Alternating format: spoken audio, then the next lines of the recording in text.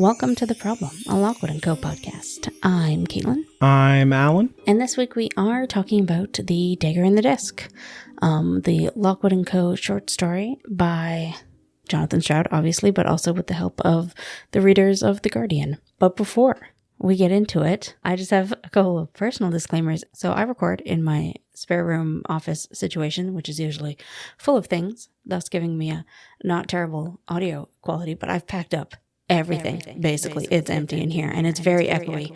I hung up some blankets to hopefully help, but my apologies for any crappy sound quality.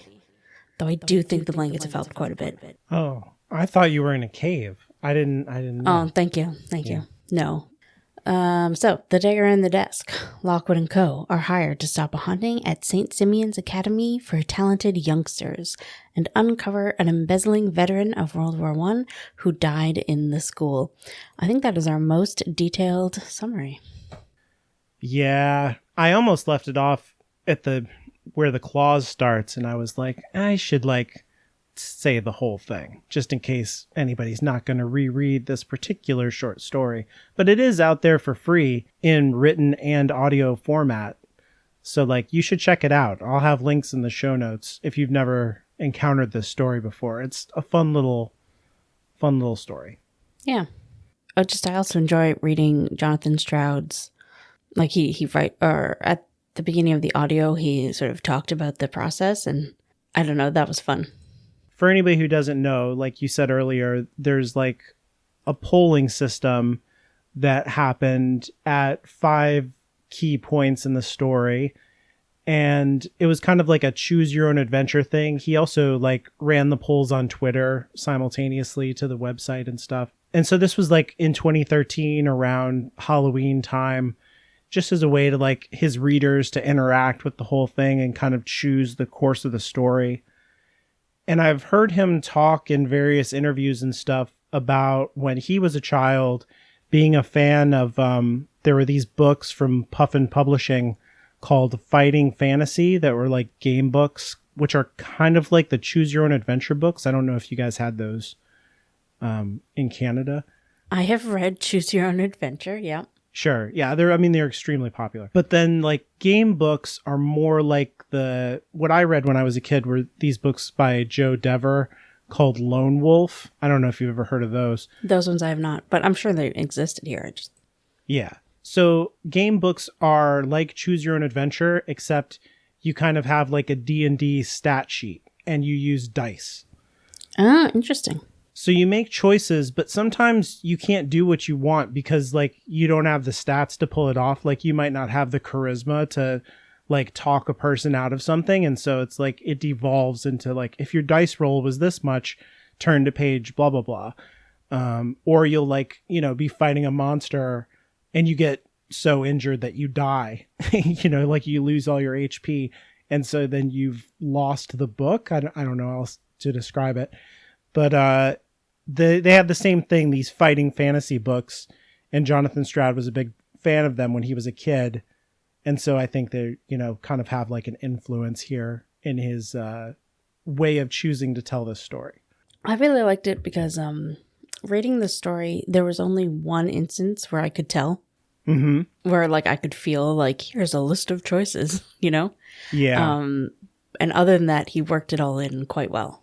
Yeah, and there's a little bit at the end where Lockwood is kind of and I think it folds just fine into the story, but Lockwood is kind of and thank you, Lucy, for making all the right choices along the way.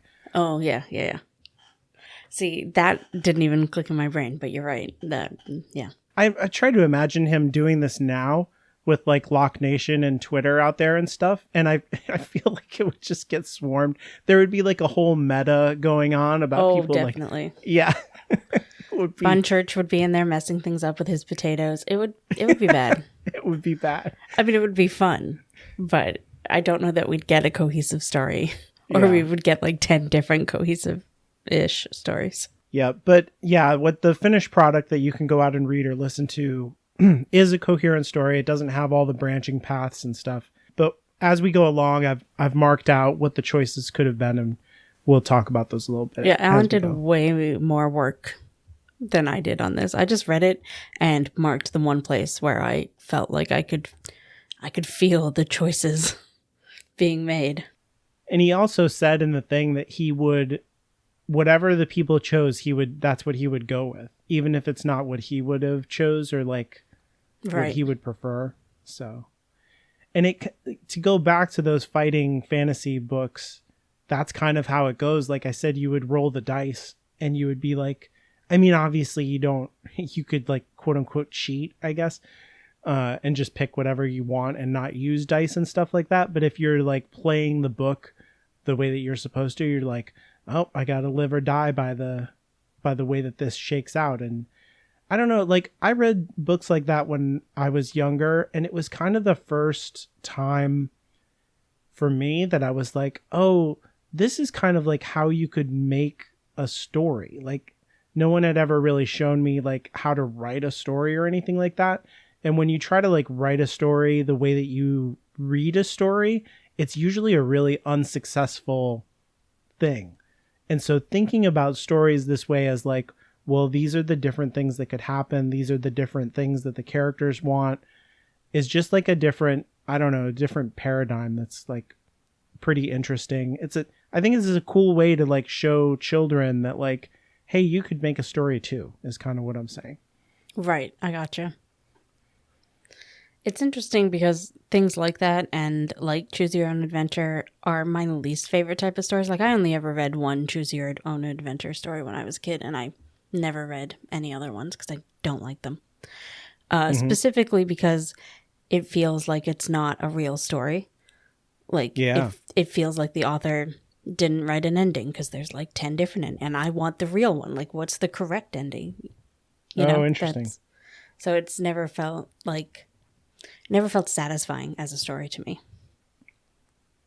Yeah, you could tell in those Joe Dever books that I read that like, here's the true ending, because they were like a series too. It was like, here's the one true ending and here's like 1,000 ways to fail. Like that's what all the other endings are. I don't think I would like that either, but because I wouldn't bother. I would just read the true ending. I know. That's what I was thinking when I was getting ready for this. I was like, Caitlin would never read these kind of books that I read like 100 of. I think I read all of the Choose Your Own Adventure books. No. I read one because it had dinosaurs.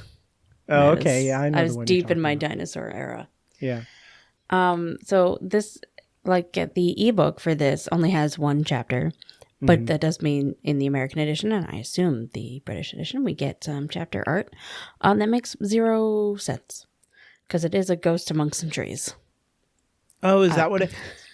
That's what it looks like to me. So to me, this is like almost like a Rorschach test.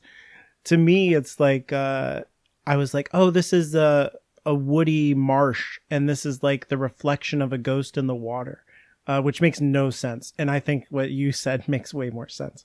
But mine doesn't fit the story at all either. Yeah, I agree. Like, I wrote down the ghost amongst the trees thing, and then when I got to the library, I was like, maybe it was supposed to be a library, and I went back, and I'm like, no, there's no way that's a library. That is some trees. I think this is just some art, and then they were like, you know what I mean? Like, she had made a bunch of art, and they're like, just use this one. She didn't make art for this. Bothers me, though. So this takes place between books 1 and 2, which is why we're covering it here, and then we do find out like some time has passed since the end of book 1, and we get mention of all these little cases that happened in between, which I really appreciate. The case of the floating fingers, stuff like that. That's fun, I think. And it like speaks to like, there's all kinds of adventures you don't even know about. And it gives, like, this is the most un-British thing I'm about to say, but it gives like Encyclopedia Brown feels with the case of this and the case of that. I don't know. It harkens to my own childhood reading a little bit. No, that's a good call. You know, yeah, that's true now that you say that, because like, that's not the way that the titles work. Yeah. Yeah. We don't ever hear them talk like in book 4 or whatever about the case of the Whispering Skull, Right. Yeah. Not that they would ever refer to Skull with such respect, but I do love that they mention the hand in a jar, because it really feels like with the hand in a jar and the skull in a jar, like eventually they're going to have a whole human body. You could imagine some kind of clockwork homunculus of jars that are not allowed to open. George's finest creation. So I marked out the first joke of the book that I appreciated was the gender joke that happens up top here as Lockwood and Co. is having breakfast, and then the bell rings at the front door, and Lockwood says, "Could be a client. Go see who it is, Lucy." I frowned. Why me? Well, I'm still in my pajamas and George's face is covered in jam. And they were decent points. I couldn't argue with them. I feel so I'm currently editing our episode of like part 2 of part 4 in The Screaming Staircase, where it's just constant making fun of George. Yeah. Like creepy things happen and they make fun of George. That's all that happens. Right. So to have this up top with the whole face covered in jam thing, I'm like, yeah, par for the course. George is the comedy relief. I like that he's the comedy relief, like, for us, but also for them. Like, they use him to break up their own tension. You know what I mean? Like, their own... It's interesting. Poor George. And I love this old man at the door who seems genuinely shocked about seeing a ghost. Despite living in London. He's like, you guys know ghosts are real? I know. It's so good. Like, I can maybe see where maybe Jonathan Stroud was like, people who haven't read the books are going to be reading this as like promotional material. So he, you can see how but it's just hilarious from an in-world perspective that he's like, I saw a ghost. You could imagine Lockwood like blinking slowly, controlling his face. And Lucy's just like, yeah, you're in the right place. This is what we do. Yeah, he does do a good job, though, of laying out, like, he tells the rules about, like, these are the weapons that work. This is what a source is and talents are. And he does lay out all the rules really elegantly. It could be somebody's entree into the world. So then he tells us that he is the headmaster, I think, or whatever. He works at St. Simeon's Academy for Talented Youngsters. And I have to assume that's not, like, talented youngsters. That's just smart kids. That's what I was going to ask you that. I was like, is this like Xavier's School for Gifted Children, or is it like... The name gives that feel. Right. But this man has never seen a ghost before, apparently. So I have to assume it's just for smart children. And yet, the children do have like a psychical reaction to the ghost. Good point. I could see that like maybe most children will have low grade psychic sense. Like maybe they can't see ghosts, but they could have like bad feelings. It's just like, oh, there's something out there, but I can't put my finger on it, kind of, and not be like talented enough to be useful to agencies per se, or like night watch material. The other possibility that I thought here, and there's no way to know the answer to these questions, is that these kids do have psychical powers, but are like rich kids. Yeah, that's... Yeah, like if it was a school of people with talents, why would they have to hire outside of the school unless it was a bunch of rich kids whose parents specifically want them kept out of the business? Yeah, that makes me suddenly think too that like in this world, rich kids would like, you know how like fencing is kind of like a rich people thing? Yep. For like competitive fencing and stuff like that. Not that like, non-rich people don't do it, but it is like classically kind of a rich people thing. I'll bet you that in this world, like rich people like fencing, they don't do that because it's like, right. Ugh. Yeah. Because it's part of a job. Right. It's like a necessary thing now. So they're like, ugh, forget that. I don't polo want to do it. And only polo. And fox hunting and things like that. So I looked up to Saint Simeon. I was like, is that a real saint? It is a real saint. Who became a saint because he used to climb up to the top of pillars in Greek ruins and like hang out up there and be like, this is where I live now, for Jesus. And then people would like, you want to go see the crazy guy on the top of the pillar? And they would go there and then he would preach the gospel and people would be like, wow, and get converted. And so they made a saint out of him. He lived up there for like over 30 years on the top of pillars. Just like 8 slept. He just lived up there. Quite a guy. Interesting. This is why I like doing podcasts with you, because it didn't even occur to me. Like, I read the word Saint Simeon, and it's just the name of a school to me. It's not like maybe that was a real thing. But then as soon as I looked this guy up, I was like, oh, this guy. Because I knew that this was like a thing for a long time. Like after he died, then there were like dozens of these guys who would climb up. They were like, this is the way to do it.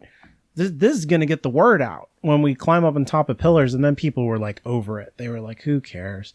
There's like 17 Christians up on pillars screaming about Jesus. It's like, it's boring now. But when one guy was doing it, it was cool. So I cannot imagine caring about anything that much. So then the teacher, headmaster, I did not write down who this man is. But anyways, he tells the story of how once they renovated a library or built a new library, the children of the school started noticing smells and sounds and clinking, and then a dagger was thrown into his room. Yeah, this is pretty crazy. It says like it smashed straight through the glass of the door, whizzed through the air, and plunged deep into the side of my desk. A knife, Mr. Lockwood. A long, thin knife with an antique handle. Which, like, when I read the title of this story, I was like, the dagger in the desk. And I imagined, like, they open the drawer of a desk and there be a dagger. Yep. And, like, no, this dagger is in the desk. Like, it was plunged into the desk at a distance because it missed killing the teacher. And it is stuck there. He couldn't pull it out. I do like that this guy, this also, I think is another mark in the column of these are rich kids, because he was immediately doing the responsible thing, shutting the school down, getting the kids out of there. Oh, true. Yeah, that's true. Which is very different than a lot of the adults that we see in the other books. They kind of debate about what could this be. And I have to say, like, it bothers me because they never do pin down what this thing is. And it bothers me. Like, what is this thing? Yeah, it does sort of feel like Jonathan Stroud made up a completely different type of ghost just for this story. Yeah. Because I don't think we ever see something that's not a poltergeist physically move things around and like throw stuff anywhere else. I was like, well, maybe he threw like the dagger is a part of him, like it's ectoplasmic. But then if the guy touched it to try and pull it out of the desk, that should have ghost touched him. So that can't be true. And they also examine it. So I was like, what's going on? Because later he does have the dagger at the end of the story when he's like walking up on Lucy in the hallway. So I was just like, this story just doesn't square with what we get of other ghosts, which is fine, whatever. But it does bother like the George part of my brain that wants to categorize it. Lockwood then does tell the dude that they're going to be there that night. And in my brain, I'm like, no research? No planning? You're just going to go? Right. And George doesn't say anything? Okay. Yeah, because the article's got to get written in like 2 days or whatever. So they're moving in the story. It's not like we're going to take a minute to do research. No, we got to get to those choices. Yeah, exactly. So yeah, they sort out equipment, they get ready, and they head down there. And I really, really love that they sort of pause outside the building. Lucy describes it for us, for the reader. And then George is like, that place is simply packed with ghosts. I can just tell. I feel like when you're walking around London, so many buildings just give off that feeling. And I think this is where we come up with our first voting opportunity. Where, so they walk in, they have a quick moment where they kind of turn on their talents and examine things. And then Lockwood is like, all right, let's push on. Let's go straight to the classroom where the dagger is. And then George is like, no. We should set up a circle. You know, the Fitz manual says, blah, blah, blah. And then they kind of frown at each other. And then Lockwood is like, what do you think, Lucy? Right, yeah.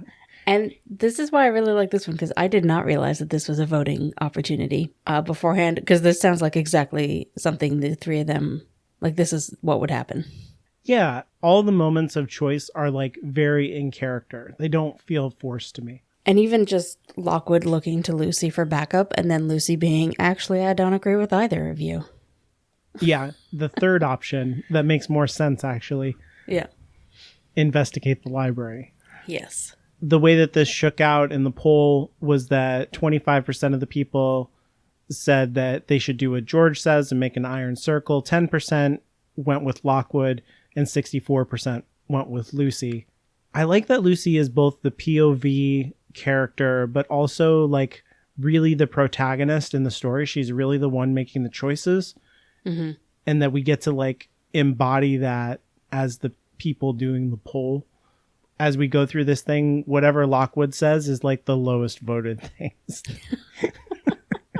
Which, yeah, sounds about right. I will, if anybody noticed that the math was off on Alan's reading of the percentages, when he said 25%, he meant 26. Yeah, sorry. So they do decide to go to the library, obviously, because the public voted that way. As they move up to the library, we get some like how ghosts work recap for those who haven't read the books. There's another like mean joke to George here about a sound echoed in the darkness, a deep, harsh creaking instantly cut off. I stopped short. Was that your stomach, George? He looked at me blankly. Was that my stomach? I didn't hear anything. Yeah. George. And then when she describes the noise, he's like, how could you possibly think that was me? Yeah. And then she's like, your belly makes weird sounds when you're hungry. And he says, fair enough.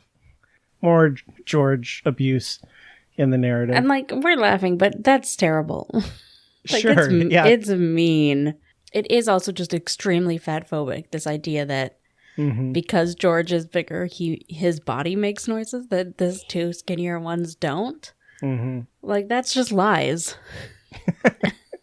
Like, I'm sorry, skinny people have bodies that do weird things. Yep. Anyways, it's terrible and I hate it. Yeah. But also I did laugh. So there we go. Yep. So they get to the library and it has been called the Ernest Potts Memorial Library. There is like a bust of Ernest Potts. He's got sideburns for days. Yeah. I just imagine Isaac Asimov, if you've ever seen like a picture of him, that's... You know, I don't think I have. Oh, okay. So imagine like someone with a huge beard, except it's all cut off except for on the side of their face. And that's Isaac Asimov. And he is described as looking like a dreadful old grump. Isaac Asimov. But the temperature does drop when they're in that area of the school, which is a sure sign of ghosts. George puts down an iron chain circle as he wanted to at the beginning, but he does it here in the library. And that makes sense to me. Libraries feel safe. As probably especially to George. Oh, yeah, this is good sense. And then Lucy hears something. Yeah, it says something struck the door on the outside, making the wood reverberate. It struck the wood again. Lockwood, I hissed, what do we do? And this what do we do is where the second poll choice in the story is. So yes, what do we do is choice number 2. Which is stay inside the iron circle and wait to see what happens, lob a salt bomb into the corridor, or throw the door wide open and rush out and to attack the ghost. And these choices are not obvious within the narrative. Like, I don't think that these get laid out or anything. They're just, choices that he made up for the poll. Yeah, the one that you can really feel the choices, all the choices kind of do get laid out. Right, yeah. So 47% of the people voted to stay inside the iron circle. 33% voted to lob a salt bomb out into the corridor. And 20% voted to throw the door wide open. So the trio stays inside the iron circle, which I think is great because it gives the opportunity for this really just creepy, tension-filled moment of them waiting to see what this ghost is going to do. I think this is probably the scariest thing in this story. Yeah. After Lockwood, what do we do? He just says, we sit tight, it's loud, it's scary, but it's not actually attacking us directly. If it comes in the room, that's a different matter. Wait and see. And then, like, flakes of plaster fall from the ceilings, the floor shudders. Like, it's a really intense thing happening all around them. But then nothing comes into the library. Yeah, and they even feel like a kind of psychic pressure lift and go away as the ghost fog goes away and stuff like that. So there's like a good description that's like internal and external. I don't know. Like, it was really effective. She says like she hadn't even realized she was holding her breath. And when I was reading it, like I let out a breath.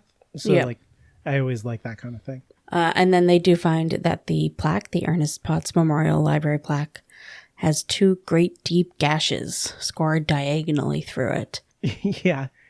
It says a knife might have done it, or claws, or long, sharp fingernails. There were a lot of possibilities, basically, and none of them were too pleasant. Lucy says, is it just me, or is something not very happy about this nice new library? The first time I read this at this point, I was like, oh, maybe this is like the ghost of a kid who hates studying and wanted to like murder their teacher or the librarian, or maybe it's a librarian who wants revenge for their library getting, like, I don't know. All the possibilities to me ended up feeling more interesting than what we got. I don't know.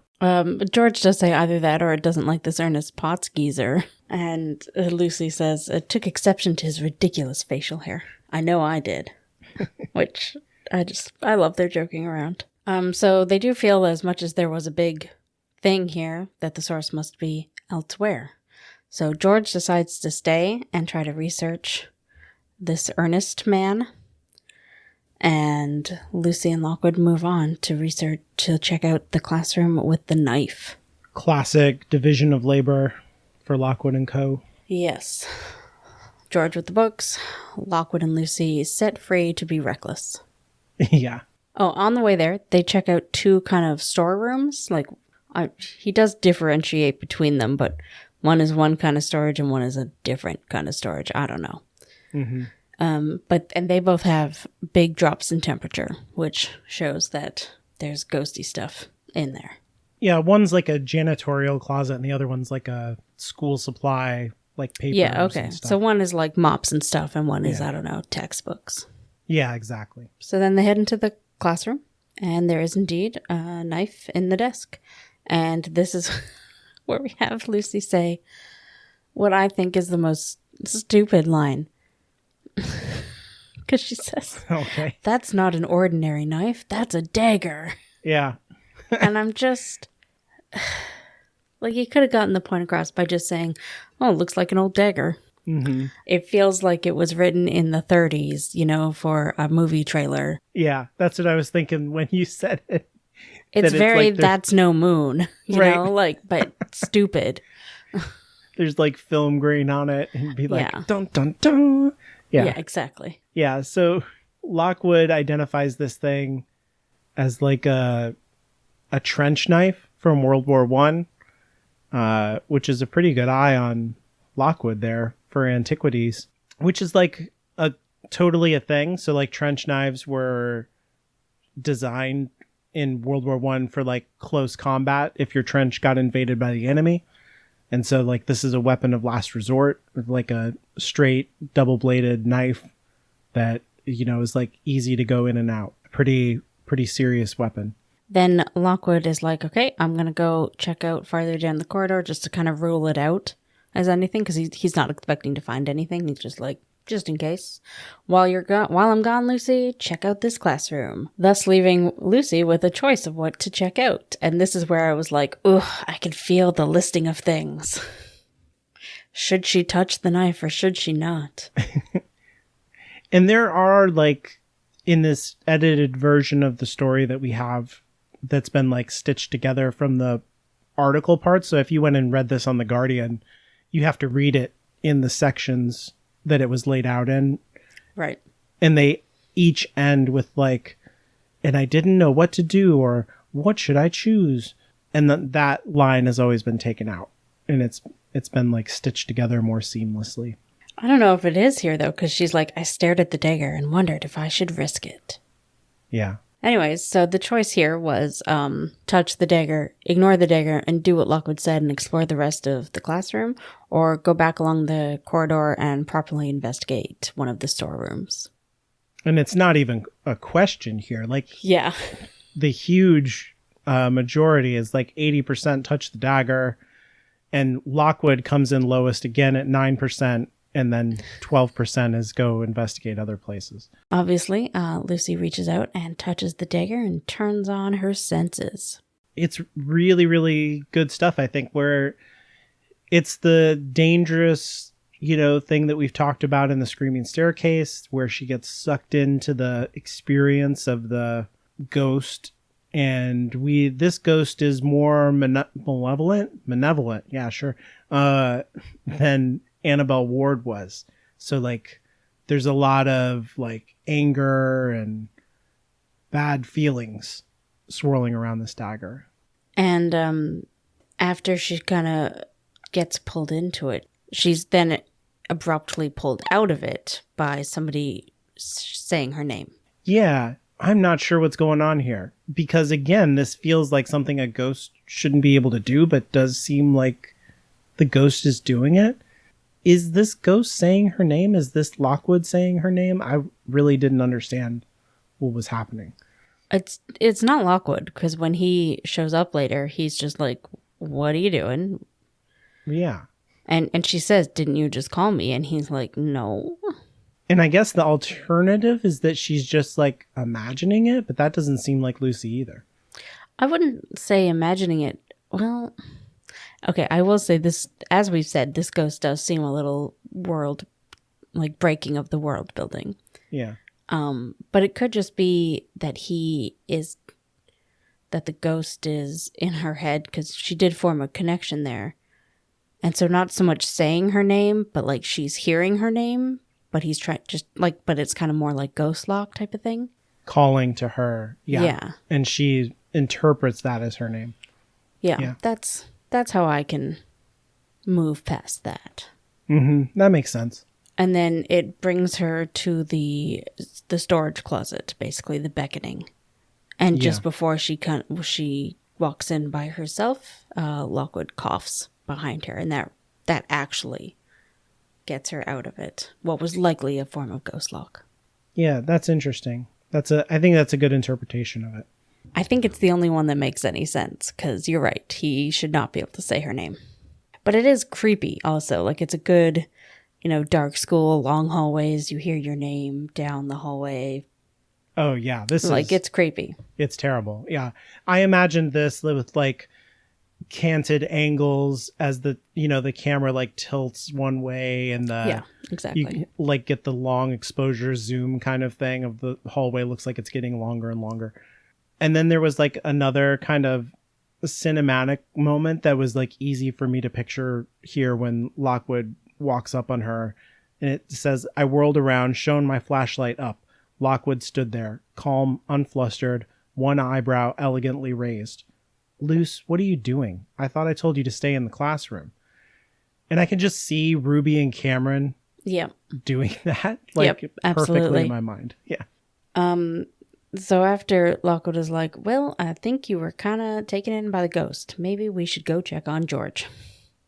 Yeah. And at that moment, they hear a loud, shrill, right. Yes, George screams. That's what it is. Unmistakable George-like scream resounded down the corridor from the library. Oh, I read this book twice this morning, and I really thought they just chose to go look. Anyways. They go back to the library, and I really like this bit because it's very, like, Ghostbusters reminiscent.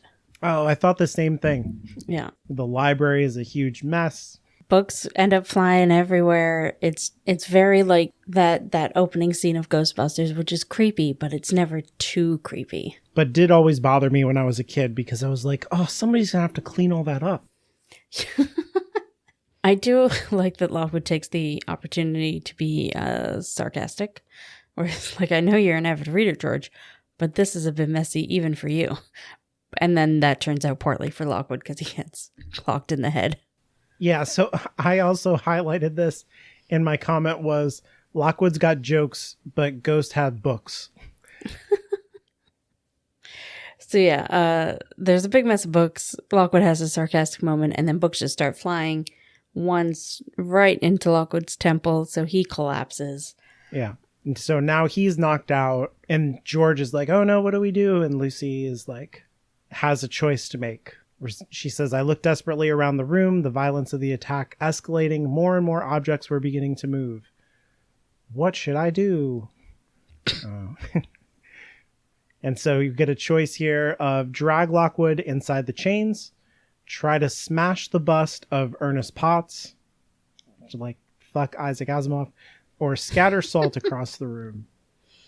I really wish we had seen what happened if she tried to smash the bust of Ernest Potts. How could you not vote for that? Because it seems so much like why would he put that as a choice? And also, but like knowing what the source actually is, like you know that it's nothing. So what would have happened? Right. Like, would it have shown the ghost that you're on his side? You too hate Ernest. Yeah. or yeah, he would have been happened? like, oh, okay. Yeah, we're friends now. We're cool. But yeah, no, everybody voted to drag Lockwood inside the chains. Yeah. Which I think is great. Oh, yeah, it's like 60% that and 26% smash Ernest Potts and 14% scatter salt across the room. Which that's a fair enough vote. I think that was the most boring option. Yeah.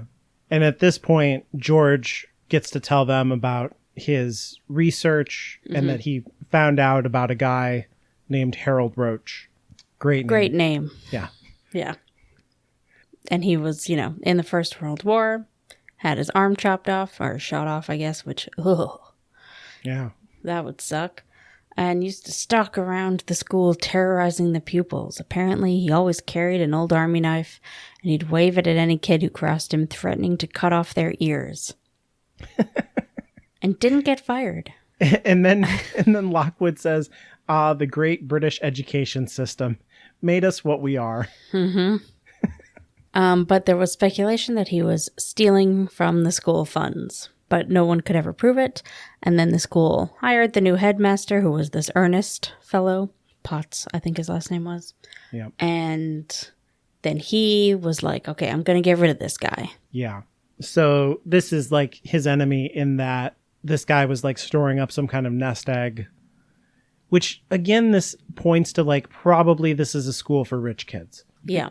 Because he's like pilfering all kinds of valuable stuff. And this guy gets brought in to stop that from happening. Yeah. So the new headmaster confronts the guy one day and then he just disappears. Harold Roach just disappears. Everybody thought he ran off with the money. But since his ghost is now here, they're like, well, his body probably is too. Right. At this point, they've pretty much solved the mystery of what's happening. Like who the person is, why they did it. They just need to find out where. And Lucy even says, like, maybe he did plan to slip away with the money, but for some reason was prevented from doing so, which is, like, exactly correct. What happened, yeah. I also love this idea that, like, it's not like the building of the new library, like, disturbed his bones or whatever. Mm-hmm. He was just upset that they named the library for Ernest Potts. For his enemy, right. Yeah. Yeah, exactly. Which I love. That's great. Yeah. He's been quiet for almost 100 years. And he's like, no, I can't stand for this. Yeah, cannot have it. It's vendetta. It's not, yeah. It's like... so good. And like we find out later that he actually just sort of accidentally died while trying to get his stash. Mm-hmm. Which is great because it's brought up, we talked about it in book 1, I think, that almost all ghosts have either been murdered or have done the murdering, whatever. And this guy's neither. He was just vindictive enough to stick around. That's true, yeah. And yeah, I wanted an answer to that question, and I guess I got one. You just have to be enough of an asshole. Yeah, he's so bitter at this guy. That's funny because he is like his own murderer. It's an accident. And it's even like I don't know, it's a little bit too pat for me anyway, of like he's killed by his own avarice kind of a thing. I was like, oh, okay. It's a short story. Yeah, it's fine. It's fine. So yeah, then they recap sort of the 2 storage rooms and how one of them was pretty small and likely has a secret room. All right, so they go and check out the storeroom. The ghost comes back sort of as they're trying to get the... Oh, there's a great moment with a scary mop It's a typical George. Although, just before that, George has the moment where, like, Lucy's still freaked out. Lockwood, you may have a concussion. I'll go in first. And that's a great George moment. And then immediately undermined by him being terrified of a mop. It's pretty funny. Yeah. It's great. But then I like how he handles it, though, because he's like, oh, don't worry, anybody. It's okay, everyone. It's only a mop. Like, he was the one who was the most upset by it. And then he's like, oh, it's okay, guys. I got it. It's a mop. So, yeah, then George and Lockwood are trying to find a lever or a switch to open the door. Oh, no, this is where we have a vote. So Lucy is hearing the ghost come back. George says, well, we should just take our crowbars to the wall. And Lockwood says it would be faster to find the lever. Yep. And we even get like a little bit of time pressure because they say like they only have 30 seconds until the ghost gets to them. So it's like urgent. What are we going to do? And this is the final choice in the story. And it's keep looking for the hidden switch or lever, attack the paneling with crowbar, or throw magnesium flares at the wall, which is wild. That's what I would have voted for.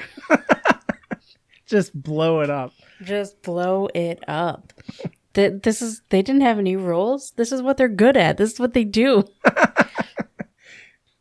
They burn the school down. That would have been a cool ending, though. I don't know. But sadly, people voted with Lockwood this time. What the heck? That's true.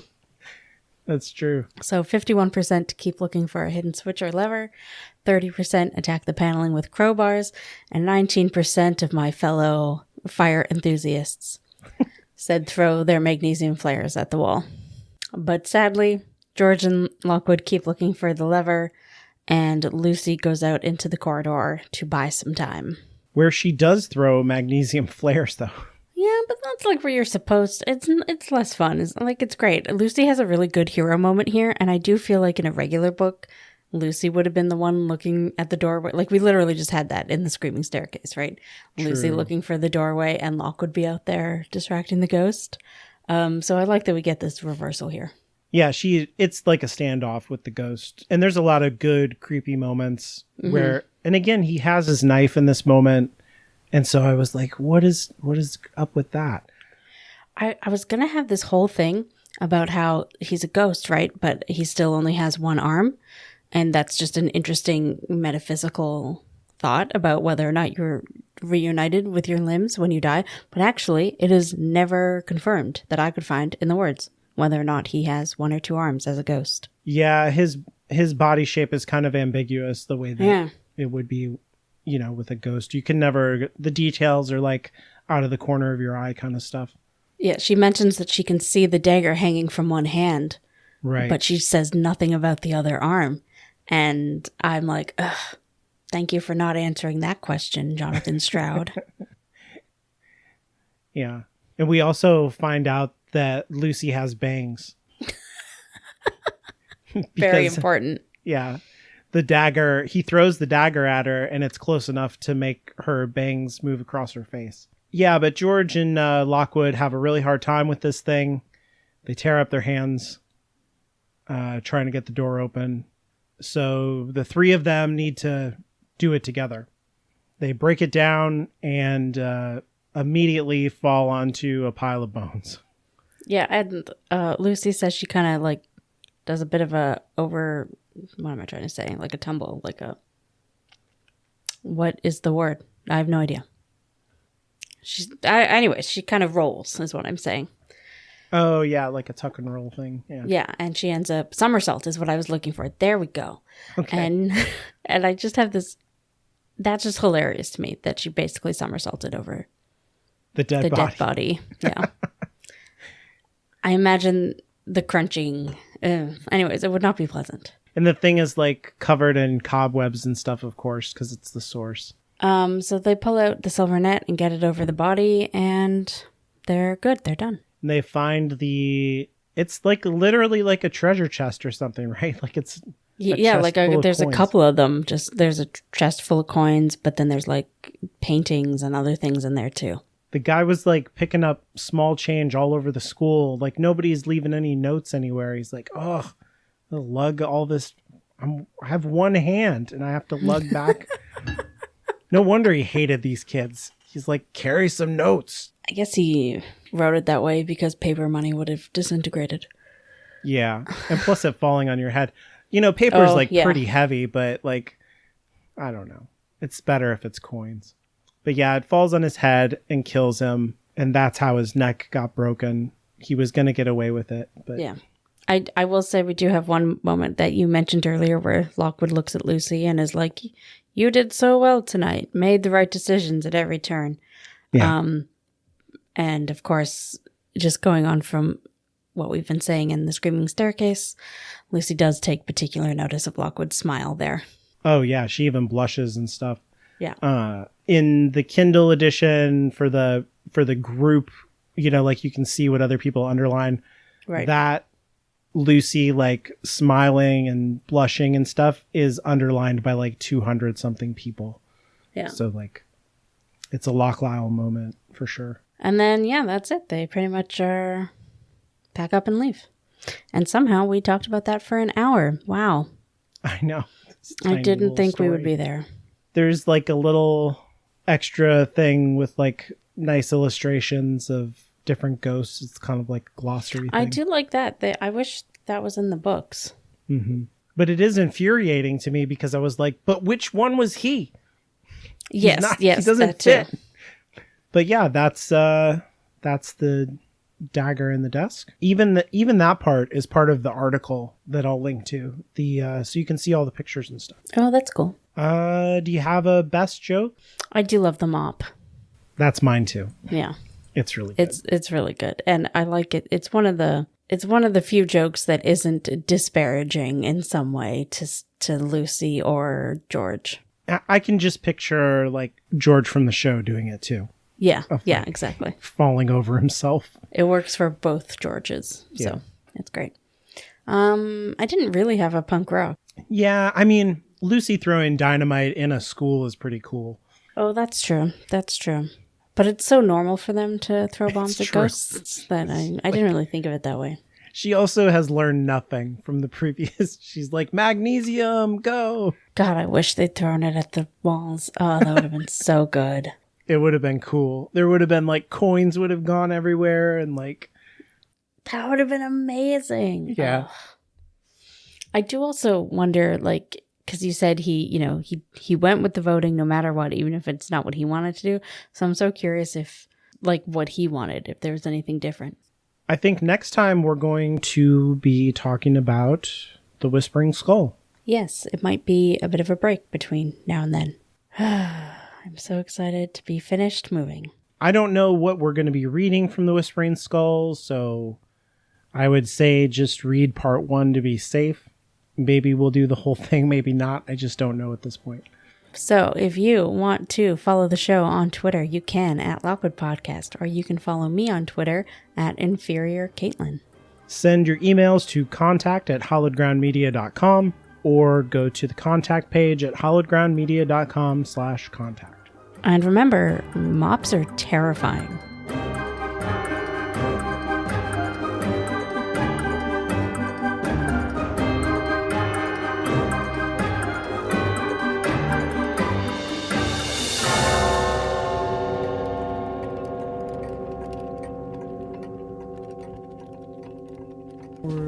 So, everything's going to be messed up if you end up editing this. Oh, good. Because when he said okay, I was like, all right, I'll hit record on my machine now, and then good. I'll hit record on the on Audition, with your countdown. But then with your countdown, since you said record at the beginning, I hit it on 1, but then you said record at the end too. So just nothing is in sync. Good. I like that. That will be a bitch to sync up. Do you want to do like a count in case that makes things easier? No, I think this conversation will work. Will work? Okay, cool. Yeah, cool, to cool, make cool. all that. Before I hung up the blankets, it was real bad in here. It was not going to be a good podcast situation. I climbed into a bathtub. Yeah, exactly. Exactly. Whenever we're recording like this, I hold the book behind the mic, and I'm in front of the mic, obviously. I hit it so much. I wanted to go back in time and slap myself and just be like, just stay still. You don't need to be passing it back and forth. Anyways, there's some peek behind the curtains for everyone. To me, when I read it, I was like, oh, that's Saint Simon. And then I heard Jonathan Stroud do it, and I was like, oh, okay. Sounds like a monkey, but okay. You have to remember, like, all of our schools here were built in like the 1960s. There's no secret anything. And have never been updated. Never. Yeah. Never. They're all falling apart and full of asbestos. It's great. Yeah. I'm sure with editing, this isn't going to be an hour. Nah. I spent like 10 minutes trying to find 5 words. So